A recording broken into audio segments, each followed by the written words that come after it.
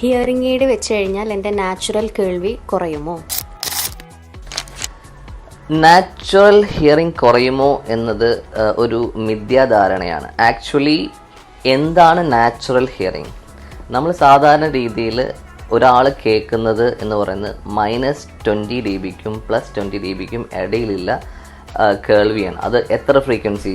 125 Hz to 8 kHz വരെയാണ് speech area വരുന്ന test നമ്മൾ ചെയ്യുന്നതും അതിൽ മാത്രമേ നമുക്ക് സ്പീച്ച് സെൻറ്റൻസുകൾ കേൾക്കുന്നുള്ളൂ. അതാണ് നമ്മുടെ നാച്ചുറൽ ഹിയറിംഗ്. അതിൽ നിന്ന് നമുക്ക് താണ് കേൾക്കുമ്പോൾ, അതായത് അതിൽ നിന്ന് ഹിയറിംഗ് ലോസ് വരുമ്പോഴാണ് നമ്മൾ കേൾവി കുറവ് എന്ന് പറയുന്നത്. ഓപ്പൺ നമ്മൾ ചെവി അടച്ചു പിടിച്ചിട്ട് കുറേ കാലം കേട്ട് ബ്രെയിൻ അഡാപ്റ്റ് ചെയ്ത പോലെ അത് തുറന്നു കഴിഞ്ഞാൽ പിന്നെ വീണ്ടും അടച്ചു കഴിഞ്ഞാൽ എന്തായിരിക്കും? ആ ക്ലാരിറ്റി ഉണ്ടാവില്ല. അതേപോലെ തന്നെയാണ് ഹിയറിംഗ് എയ്ഡ് വെച്ച് കഴിഞ്ഞാൽ നിങ്ങൾ ചെവി ഓപ്പൺ അപ്പ് ആവും, നോർമൽ ലെവലിൽ നിങ്ങൾ കേട്ട് തുടങ്ങും.